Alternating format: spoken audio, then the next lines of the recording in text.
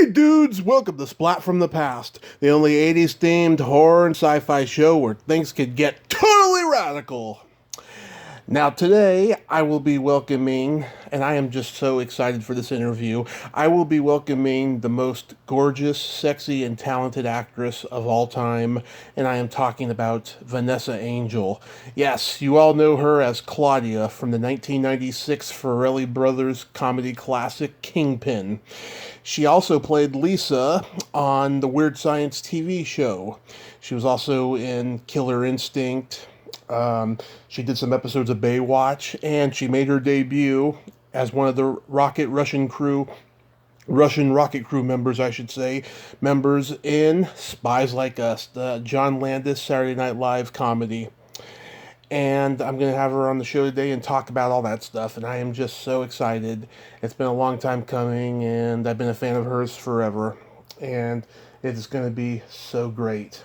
It's going to be spectacular, extraordinary. I just love doing what I do. Get to interview so many awesome people.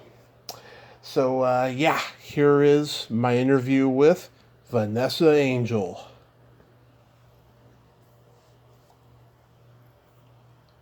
Hey, Vanessa, welcome to the show. How are you today? I'm great. Hi, how are you? I'm pretty good, pretty good. How's the weather in Los Angeles? It is so hot. It's been really like a heat wave for the past 10 days or so, and I'm so fortunate that my friends have been letting me use her place in Malibu, and it's quite a bit cooler out there, so I feel very fortunate.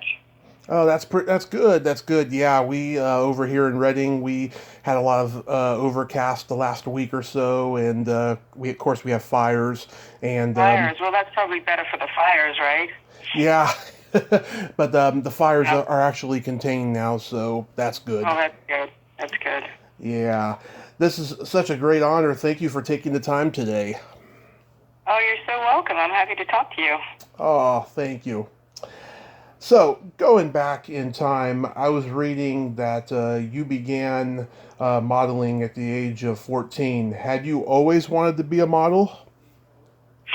No, not really. I mean, I know that people don't really like to hear this, but I felt like, the ugly duckling. I was very skinny and awkward when I was sort of 12, 13, so it's not really something that I thought about, although I was very obsessed with my mom's Vogue magazine. She used to get a subscription to British Vogue, and I used to love like looking at the editorial pages, and I used to tear out my favorite pictures and put them all over my bedroom wall. So I was very sort of fascinated with imagery in that sense, but it's not something I ever thought that I could do.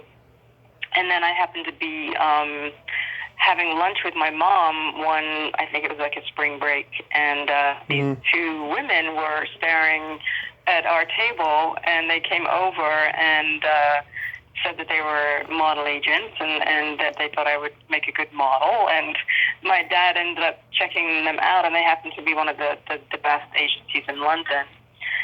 So they started sending me out to see a few photographers, and a couple of photographers were shining to me and started using me and Hmm. for photo shoots, and so that kind of began my whole journey into the modeling world. So it felt like it was kismet, I guess. Wow. Yeah, and you were already self-reliant and growing up pretty fast by that point, right?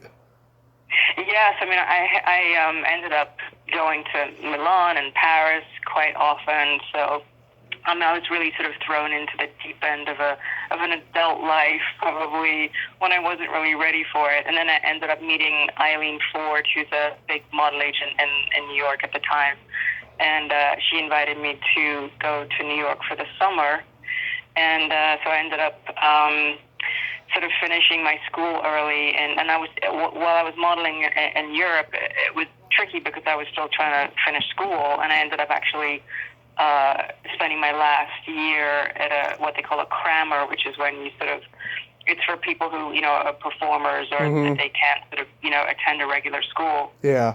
So I was trying to do that and finish my exams, and also take do the modeling assignments that I got. So it was quite challenging, really. I mean, now I look back on it, it seems like, gosh, how did I do that? But at the time, it was so exciting, and I just sort of fell right into it and enjoyed it. So yeah. Yeah, wow. Was Eileen Ford a mentor to you? She was. She was very much a mother figure. When I first went to New York, I stayed with her for a short time. She had a big brownstone in on the Upper East Side in New York City, and she would have girls from Europe stay there for a little bit until they sort of figured out their own apartments or whatever. And she was very much the sort of the mother hen figure, and she looked after all the girls, and so I felt very protected. But it was definitely I ended up getting my own apartment not long after, and like I said, it's like you really sort of get thrown into an adult world, and you think that you're a lot more mature than you really are when you're 16, 17. So it took some navigating, but I feel really so fortunate that I got that opportunity, and it led me to have the life that I have, really. So I'm so grateful for that. Oh yeah. Did you stay in touch with her till the very end? Yeah, I mean, once I moved to LA, not so much, but she had a big family. Her daughters and her son were involved in the business too, and so I kept in contact with them for a little bit after. But yeah, no, she was a great role model. She really was. Oh, that's wonderful. So with all the traveling you did for modeling, was it always a culture shock everywhere you went? Yeah, I mean, that's probably the best thing about that career is that you get to travel to so many locations. I think I counted that I went to about 43 or 44 countries. But some of that was also, acting as well. I did some movies in different countries, but yeah, it was amazing. I mean, I never really got to. I mean, obviously, when you have a modeling assignment, you're working, but a lot of times you shoot early in the morning and then later in the afternoon, so you would get some time, usually in the middle of the day, off, and I would take every opportunity to just go explore. But it's not like I explored those countries like backpacking or really sort of getting into the culture, but yeah, I mean, there was so many places that I visited that were extraordinary that I feel so grateful. And it really changes you, I think, when you travel that much and you see different cultures. It just opens your mind and makes you just see the world differently and how we're all interconnected. Absolutely. Were you already acting before Spies Like Us? No, I mean, no. I used to do all the school plays, and I loved doing school plays. We had a drama teacher that was so. I mean, I remember doing the Caucasian Chalk Circle, which is a very like highbrow play when I was, I think, like 12 years old. So I was, and also like growing up in England, you read Shakespeare and you Chaucer and you do a lot of sort of very complex writings and plays. You read that in class. Right. So I think I had a sort of more open mind about that kind of thing. But it was never something I thought that I would do as a living.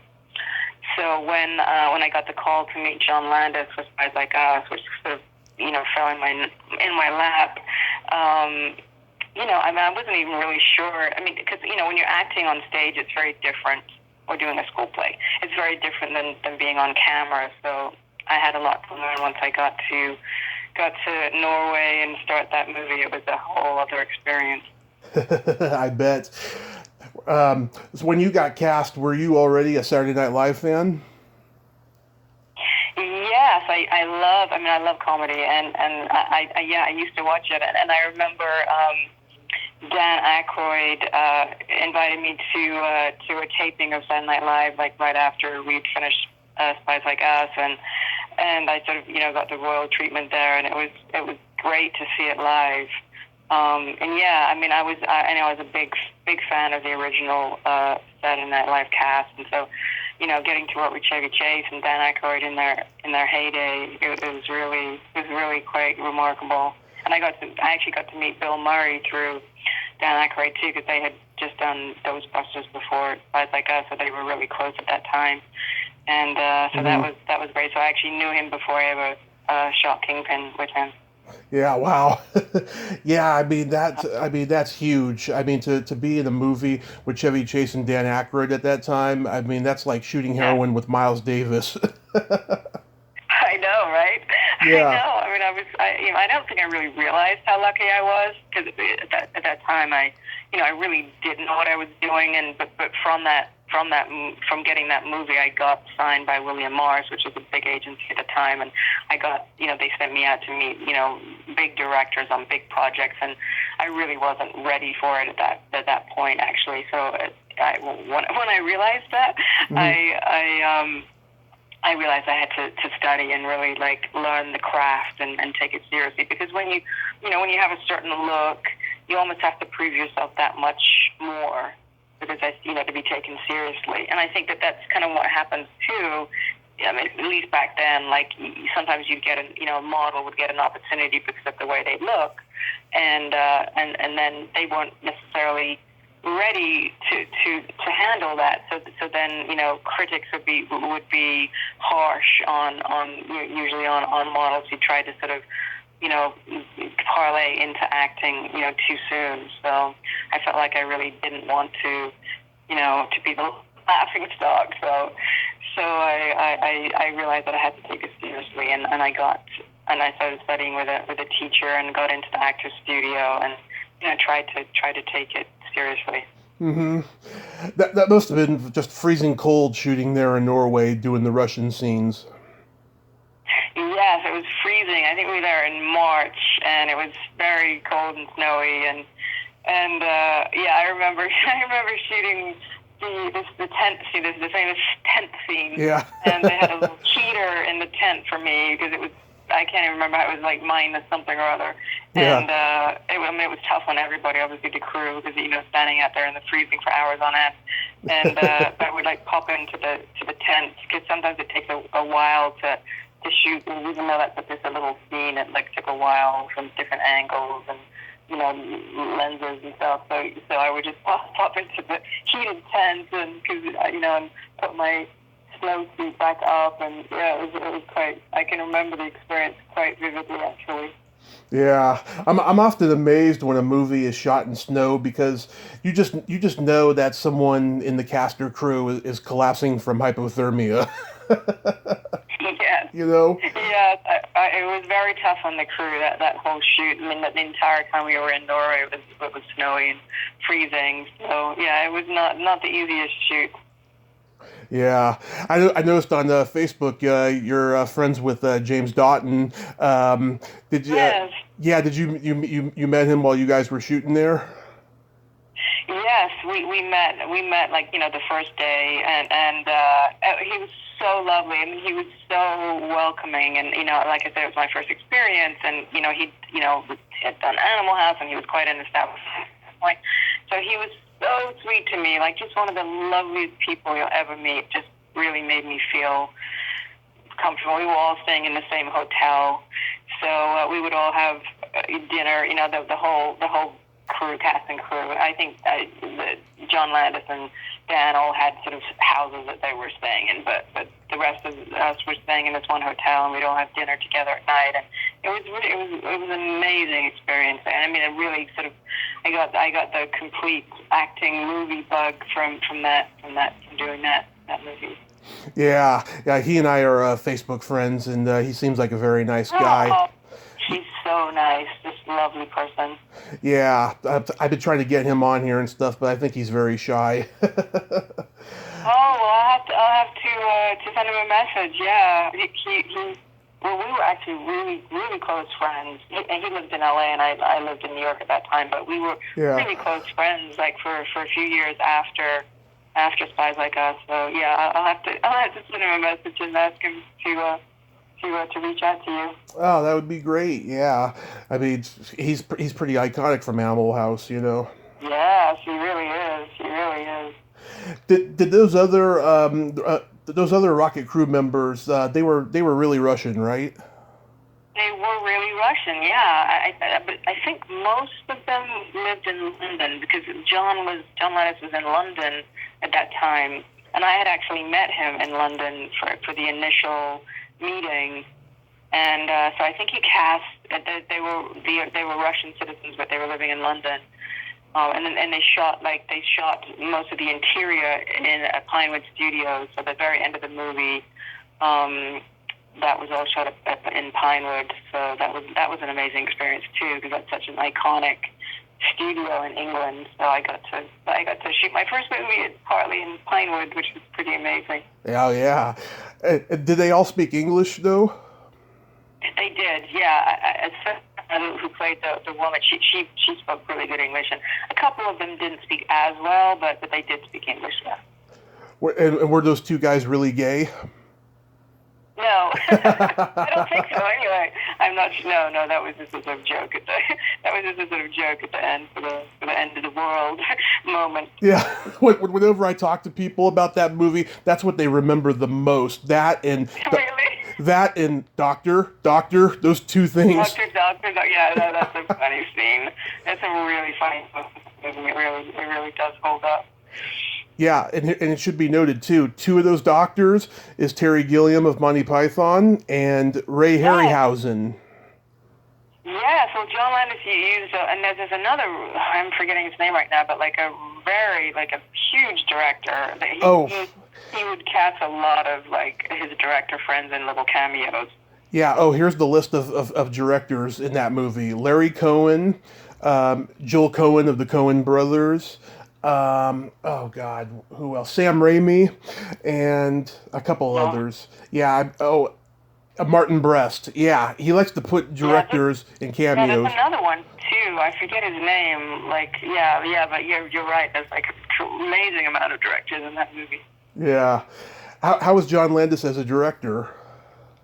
He was great. I mean, obviously it was my first experience, so he's a very outgoing person, and made me feel really comfortable and just sort of, guided me through everything. And he's had tremendous energy. He has like an energy of like 30 people. I found him great to work with.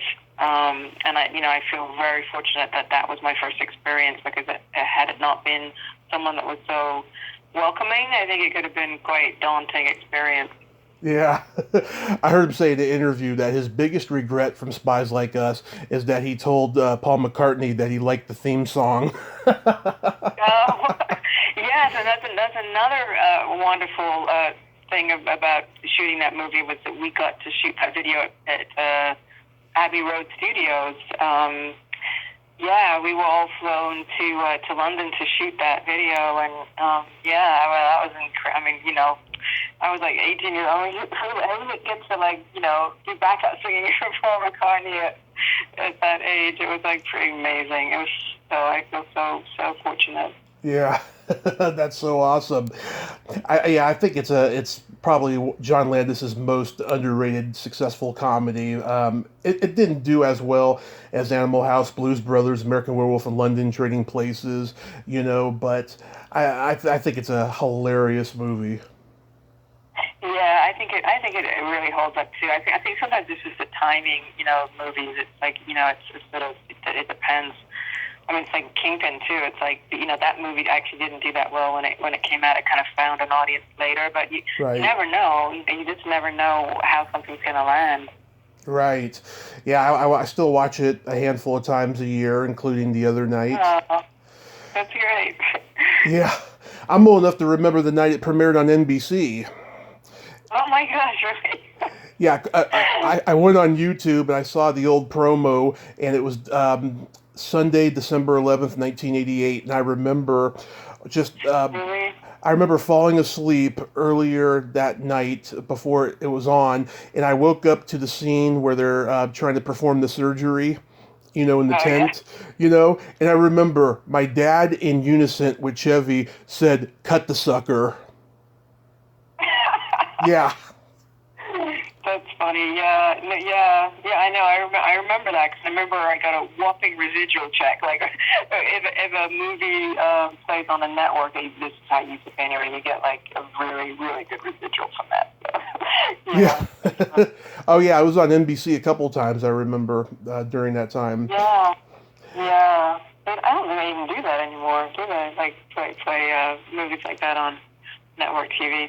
CBS did earlier this summer. They played Raiders of the Lost Oh, Ark. they did. Yeah, Oh wow. Okay. yeah. Yeah, I don't. Yeah. It was like Not up my. yeah, it was like a quarantine nostalgic thing they were doing. Oh right. Yeah, Right. I thought that was pretty cool. Yeah, very cool.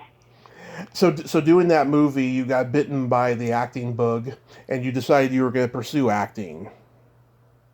Yes, I was modeling and doing commercials at the time, and I still continue to do that. But I took it pretty seriously, and I studied at the Actors Studio for about 3 years, and did a few little smaller jobs here and there, and then I ended up moving to LA and getting that show Weird Science, and then my life kind of moved to the West Coast. Yeah, what year did you get to the Actors Studio?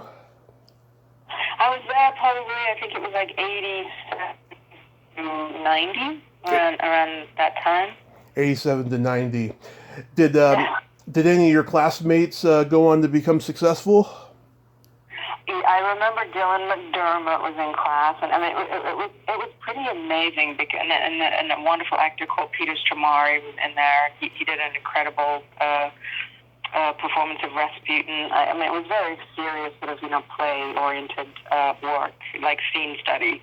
But sometimes you'd see Paul Newman sitting in there, and Al Pacino. I mean, like just some iconic people who were, the method. It was very hard, the method process, and I was very young, and I remember them. You sort of bring up a lot about your past, and it's just like they really kind of break you down and to build back up again, and it was hard to go through at that age, I think, but it definitely gave me a great foundation. Mm-hmm. Did you move to LA after you were done there? Yeah, I had, there was, at that point, there wasn't that much work that you could really get in New York, and I had been out to LA several times, and I liked it, but I wasn't really, I was definitely sort of into the New York life, and I was modeling still and doing a lot of commercials, so I was kind of, in a groove there, and so it was a big kind of decision to move to LA. And then I got Weird Science pretty soon after, so I feel like it was a good decision at that point to move to LA, and been in LA ever since then. So. Mm-hmm. You did 3 episodes of Baywatch. How was that experience? It was great. I mean, it was fun. I mean, it's obviously very kind of fluffy show, yeah. But it was, so popular worldwide. And I think I'd gone in and read for a regular role in that. And I didn't get that, but they'd really liked me, and so then they sort of had me come, then they sort of, not created, but they had this role of Megan, I think her name was, right, that they wanted to add, and they weren't sure if she was going to be a regular or what, and so I did, yeah, it was great. I mean, we would shoot on the beach in very, very early morning, and I wasn't really crazy about some of the diving into the ocean at like 6 a.m. and stuff.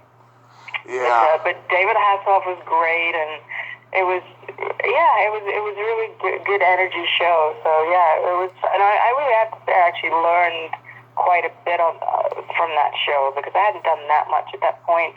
And doing scenes in class or in a theater setting is very different than actually being like on a set and learning how to act in front of the camera. And I remember the crew, the camera department particularly, was really helpful, because there were times where I was so green that I would literally like look down at my mark before a scene, and those are like the technical things that you just can't do, and that's when you sort of can show your inexperience. So I remember the camera department on that show like really helped me with little tiny little technical things like that, like, oh, don't look down at your mark, and don't, just things that I just really didn't know.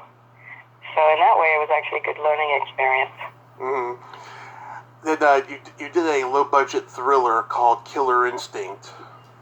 Yes.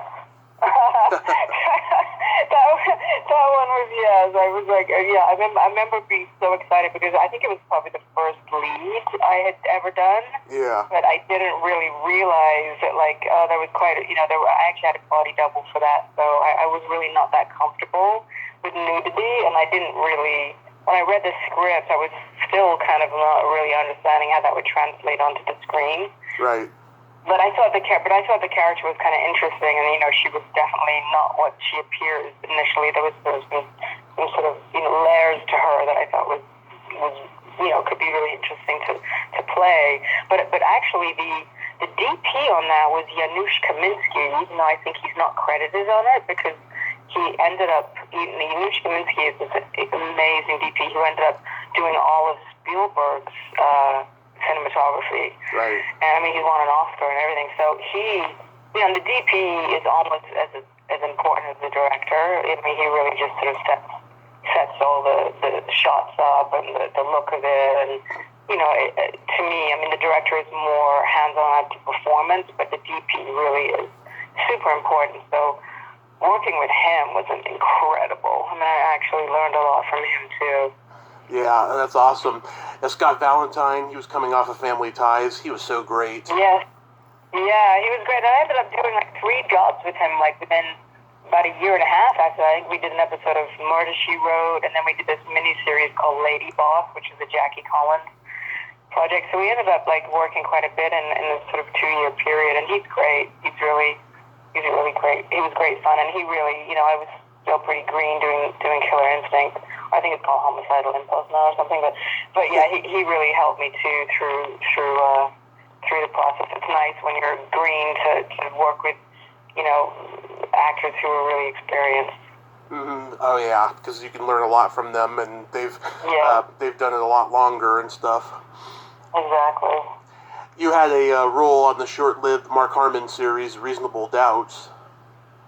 Yeah, that was actually one of my. When I look back now, it's one of my favorite roles because I mean, not many people give me the opportunity to play like a cop, and she was like a uniformed cop in the first few episodes of the show. And I had actually read for the sort of girlfriend role in the pilot, and it was between me and the actress. I'm forgetting her name right now, but the actress who got it.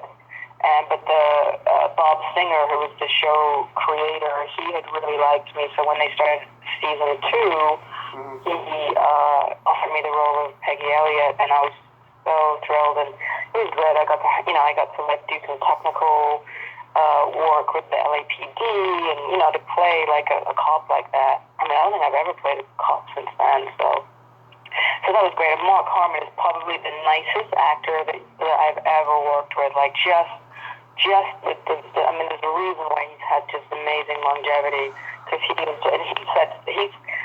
the lead of the show really sort of sets the tone for the vibe on the set in a way. Yeah. If you have like a really great person like that kind of at the helm, it's really helpful and yeah, that was great.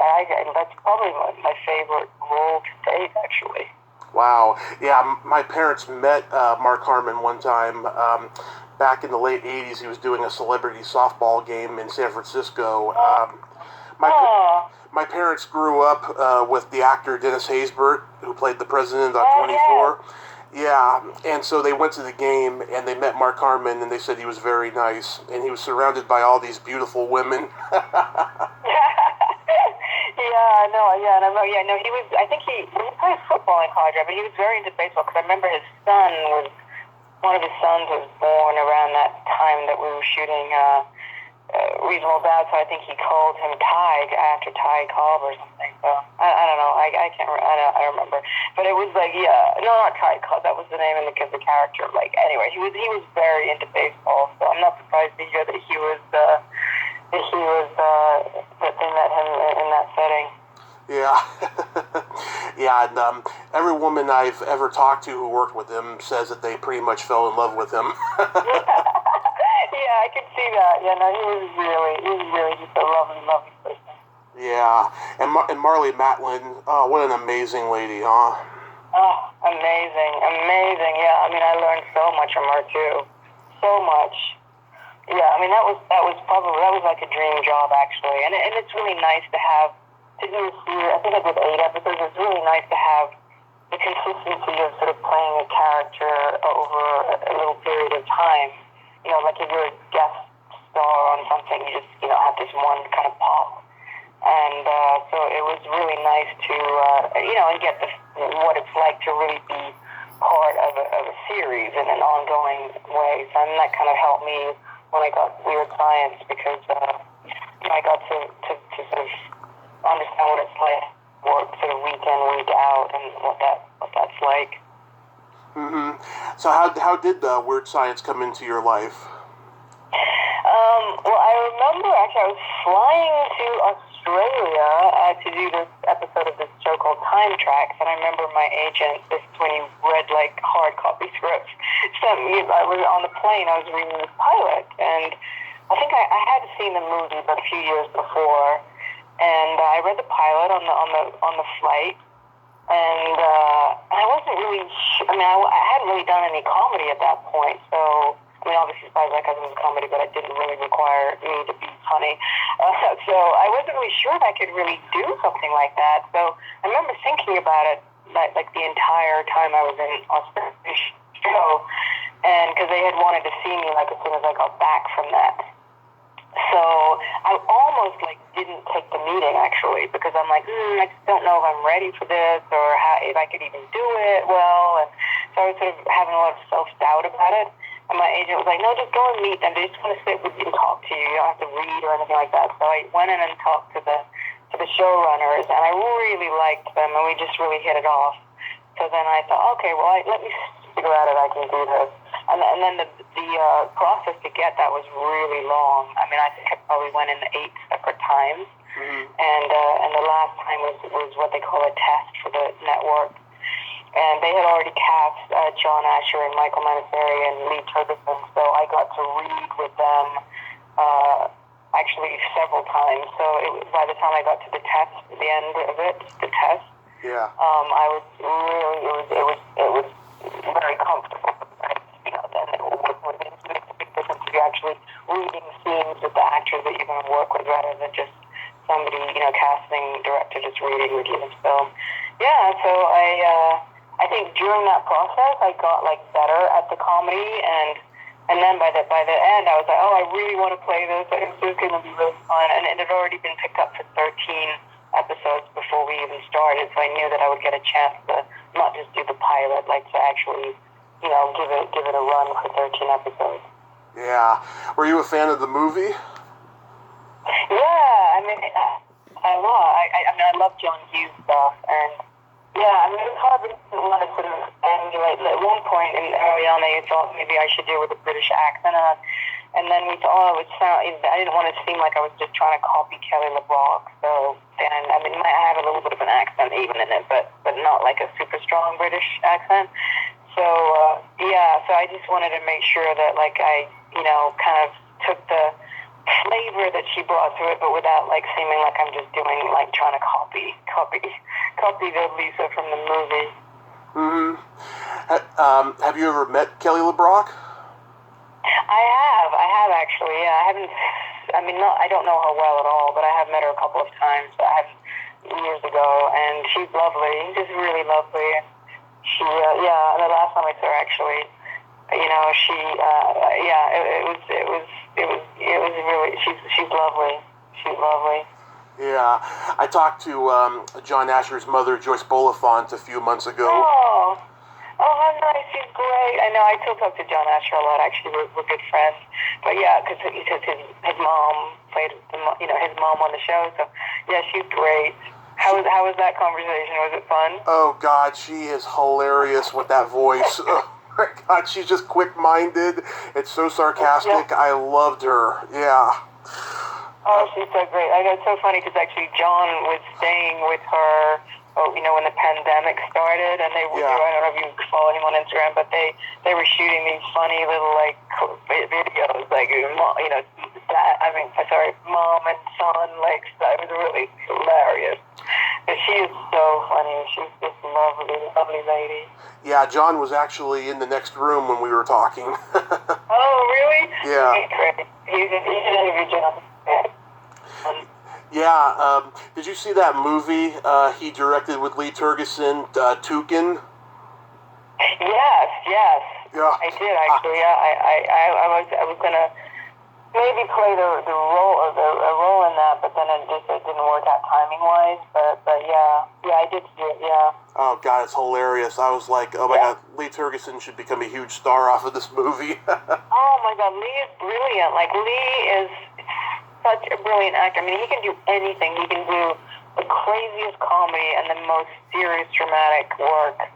I mean, I don't know if you follow all his career, but like he's just so versatile. He's incredible. Yeah. Incredible. He was so fun to work with.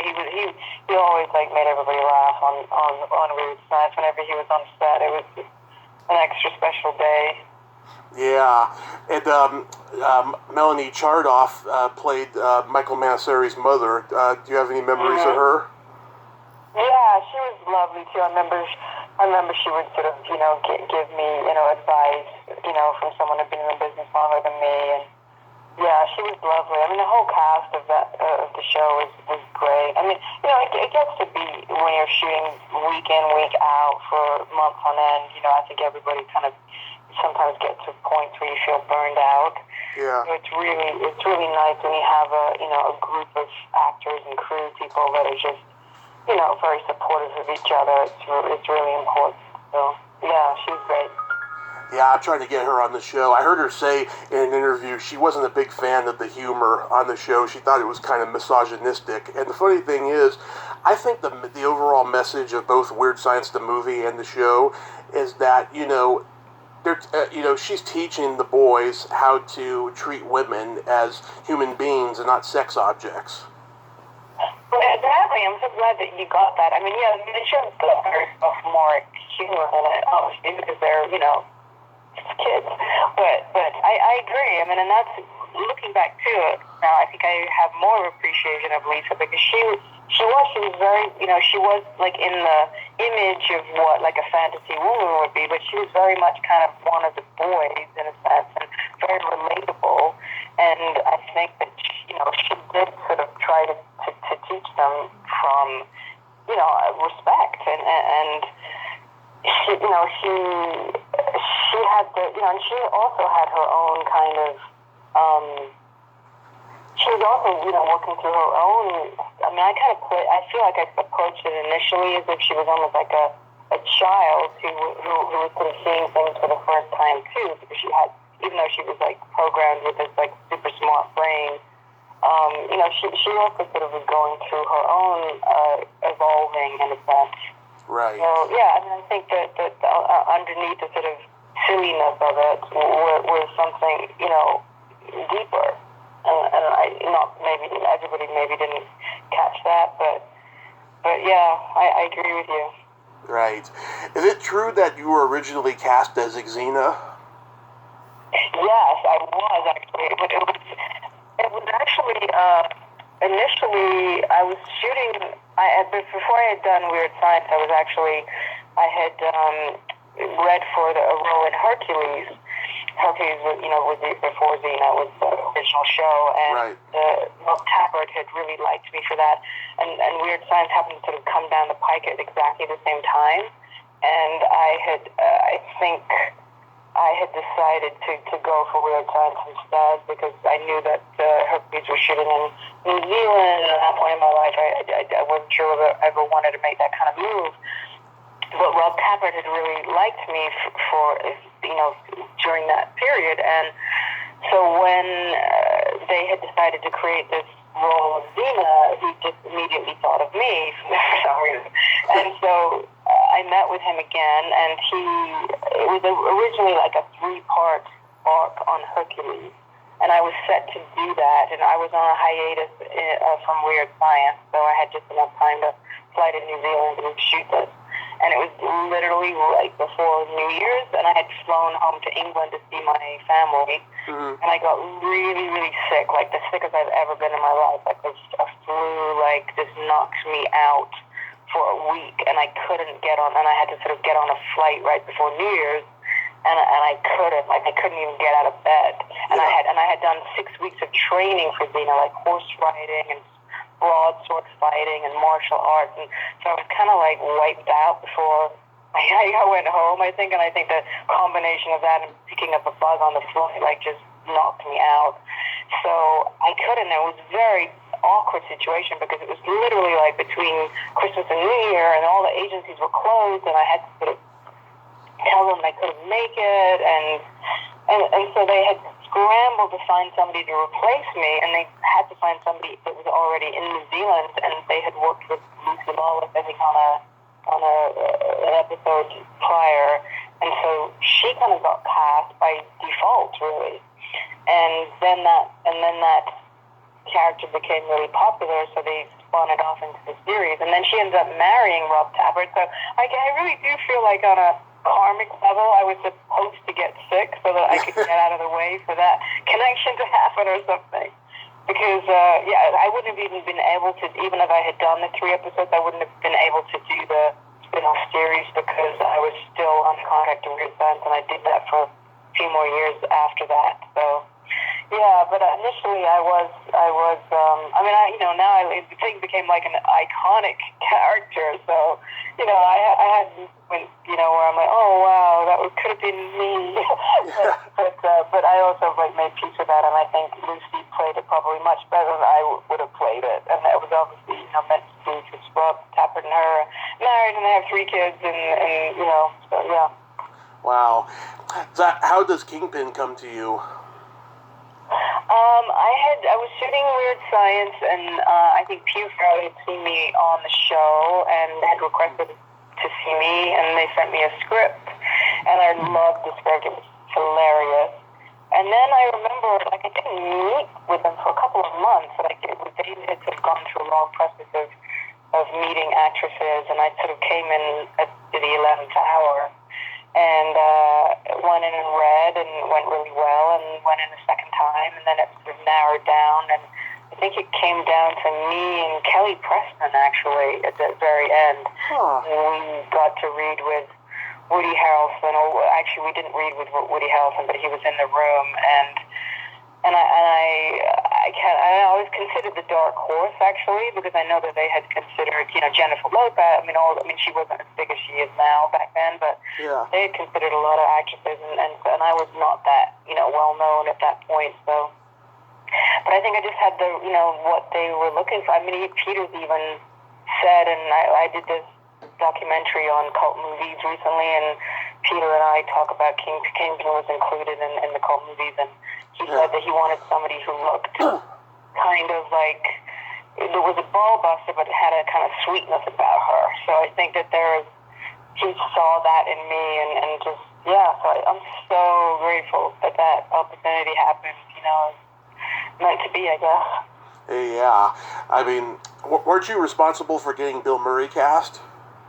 Yeah, there's some question about that, because actually Peter talks about that in this documentary. I remember sitting at a Penguins game with Peter before we started shooting, because it was Pittsburgh and everybody still got there a week before. And I think Jim Carrey was supposed to play that role, but for some reason the scheduling didn't work out.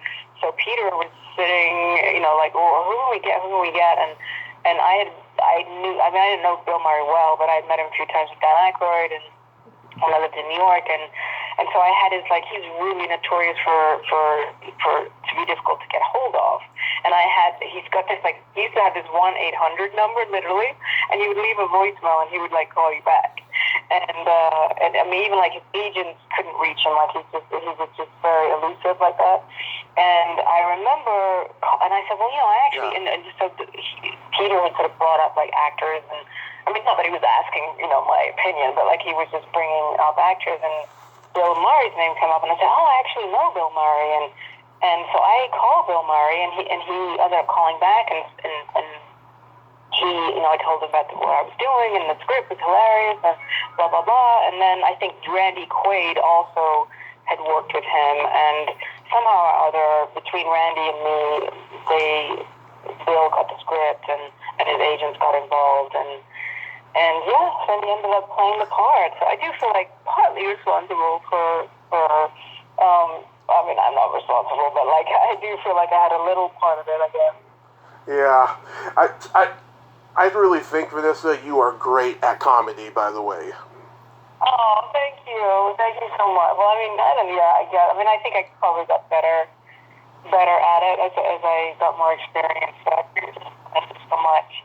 Yeah, you'd be just the way you deliver lines, like, I'd rather mop floors at a peep show, or being so nonchalant with your icy nipples. You're really great at comedy. Thank you. Well, I mean, listen, when you're working with Woody House and Randy Quaid and Bill Murray, it's like hard to not like. It's. I mean, I was kind of a straight person in it, but yeah, I mean, it definitely. I look back now, and I'm really. I mean, I love the movie, and I think I appreciate it more now than I did, when it first came out. Yeah. What's Woody like? He's great. I mean, he definitely takes a while to warm up to him. Like he's great. I mean, he definitely like helped me with the scenes that we did, and he's a super supportive actor. But he's definitely kind of he's not like some fuzzy guy, if that's the right way to put it. But he's great, and he's a very deep thinker, and he's very smart, and his brother was there too, Brett, and he was one of the first people actually that was into like really eating raw foods, and he would do yoga every morning, and I started to I was starting to get into yoga at that time myself, and he was very, he taught me a lot actually about nutrition and about yoga and meditation, and so I'm very grateful to him for that as well. Wow. And what about Randy Quaid? What's Randy Quaid like?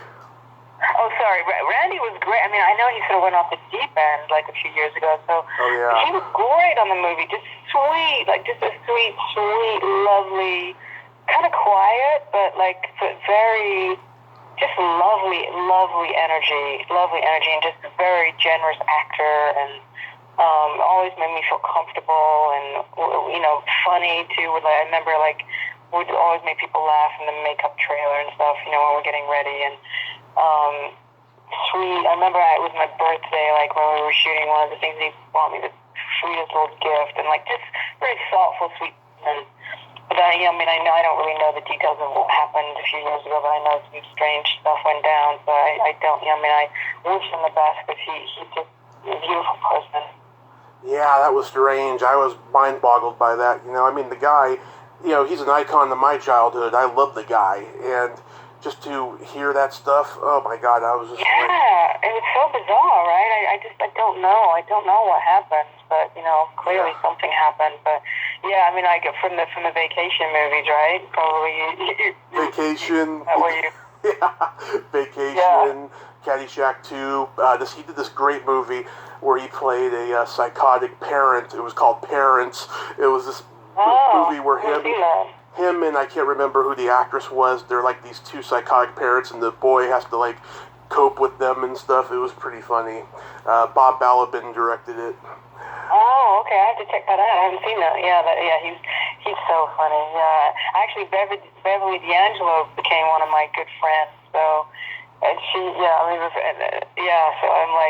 every time I see the vacation movies, I'm it's like knowing her now as a real person. It's quite interesting to look at the movies now, those vacation movies. Yeah. You're my third interview from Kingpin. I've interviewed Michelle Matheson, who played Rebecca, the Amish girl. Oh, yes. And, Prudence Wright, who played Ishmael's mother. I've had her on, too. Oh, nice. How long have you had a podcast? 3 years now. That's great. So you interview mostly actors or Actors, comedians, directors, talk show hosts, personalities, just anybody that I'm interested in, really. That's great. That's great. Oh yeah, it's a lot of fun. It's a lot of work, but it's a lot of fun and I'm stuff. sure. I'm sure. Yeah. My favorite line that I crack up at every time is when Woody says, God gave you a gift. It's round, it has 3 holes, and you stick your fingers in it. And Randy says, you leave Rebecca out of this, mister. Oh, I know. It's such funny lines in that. I mean, it's crazy. Like, I mean, I get a lot of people. If I hear get Munson down in the middle of nowhere, like, I mean, if I had a dime for every time I've heard people say that, I'd be like, living in Imagine in Malibu. It's so funny. Like some of the lines. I mean, that's what I hear actually from fans and just people is how many lines from Kingpin they just even use in their lives. So, oh yeah, my dad cracks up at the end when you give him his watch and you say, I wound it. Yeah. Oh my God, I can remember so well like shooting that scene. It's so funny how like your memory like I have certain memories of doing that Yeah. found out. No, that was one of them for some reason. Yeah, did the Farrelly brothers ask you to do another one of their movies?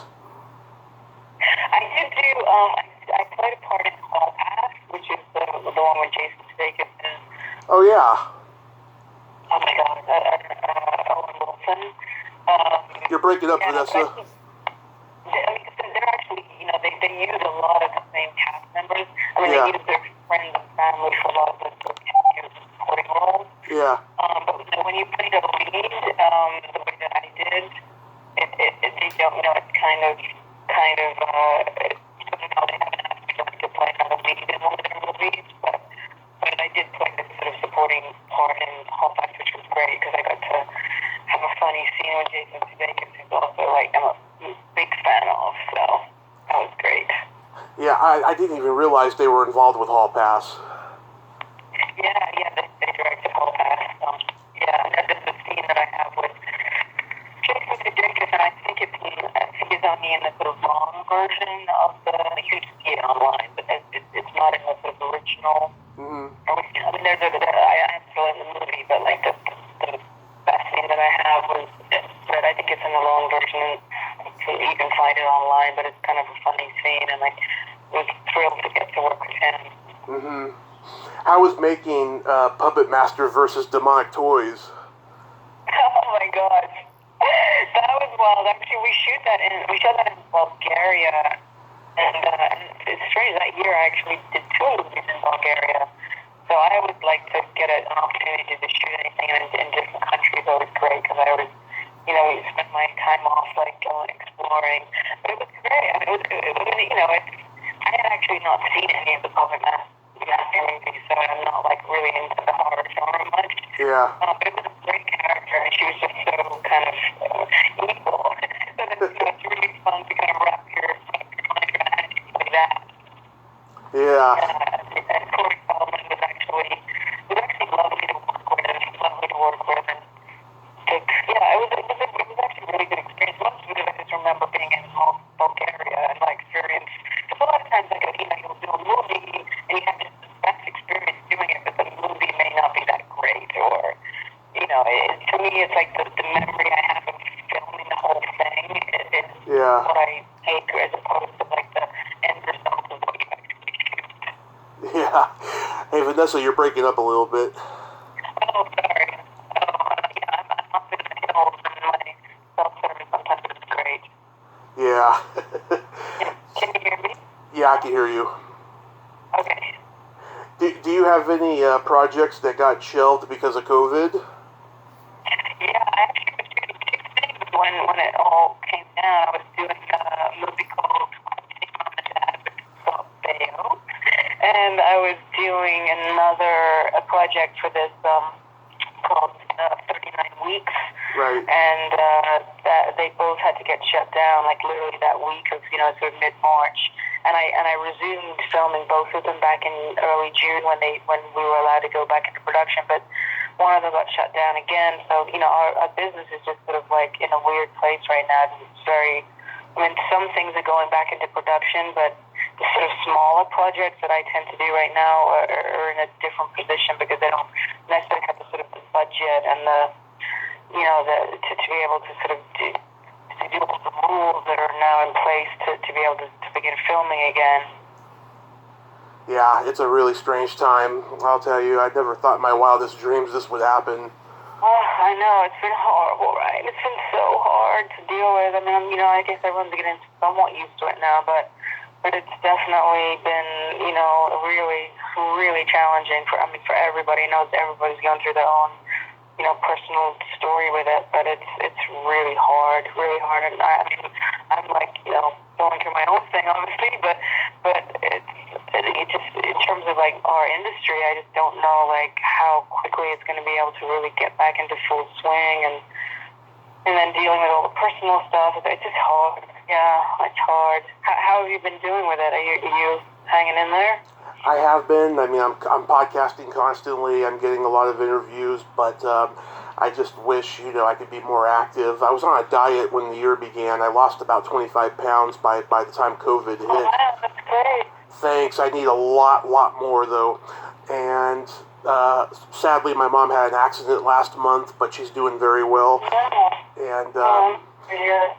yeah, she should be getting out of the hospital soon. And oh, wow. Oh, no. It's not a good time to be in a hospital either. Oh, no. Especially they had a COVID nurse last week, unfortunately. But, oh, wow. But sending my prayers and sending my best. Thank you so much. Yeah, even with dark stuff like that, I'm very blessed because things are turning around. Good. Yeah, hopefully they'll turn around, sometime sooner than later. It's hard to I like everybody, I think some days are fine, and then other days you just feel like, wow, what's happening? It's just so strange. It is. So, Vanessa, there's this game that I like to play with my guests, and what this is it's a series of silly slumber party questions. And how the game works, nobody wins or loses, it's just fun. I ask you the question, you answer it, and then you ask me the exact same question, and I answer it. Okay. Vanessa, are you ticklish? I am ticklish. Tommy, are you ticklish? Yes, I am very ticklish. What's your favorite part of the body?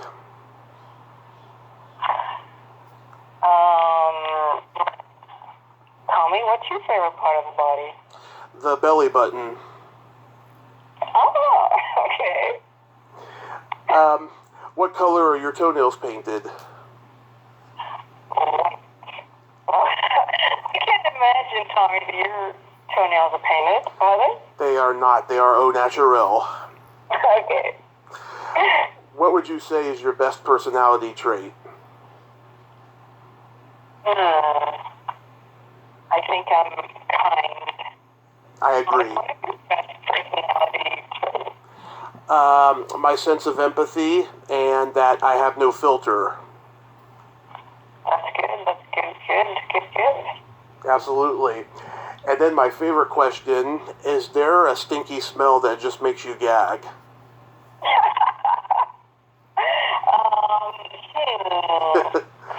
Let me think. Well, there's construction going on across the street from me, and I do not like the smell of tar. That kind of tar smell makes me gag for sure. What smell makes you gag, Tommy? Either farts or feet, the classics. That's funny. Yeah, those aren't pleasant either. I agree with you there. No, they're not. They're pretty bad. Well, Vanessa, I thank you so much for coming on today. This was such a dream. Thank you. Oh, you're so welcome, and wishing you all the best, and wishing your mom better.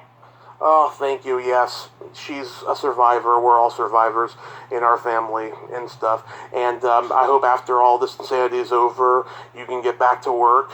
And yeah, me too. In the meantime, keep that pretty chin up. Thank you so much, Tommy. All the best to you. It was fun talking to you. You too. Okay. Bye-bye. All right. Okay, bye-bye. Well, there you have it. Vanessa Angel. Ain't she a sweetheart? Oh, she is awesome, sweet, humble lady, and she has such a great sense of humor. I enjoyed talking to her. Great lady. If you like this video, everyone, please subscribe to my YouTube channel. Add me as a friend on Facebook. Join my Tommy Kovac comedian page on Facebook. Follow me on Twitter and Instagram and all that fun stuff. Well, that's all the time we have this week on Splat from the Past. Until next time, this is Tommy Throwback Kovac saying there's no shame in living in the past because the present sucks. Later, dudes.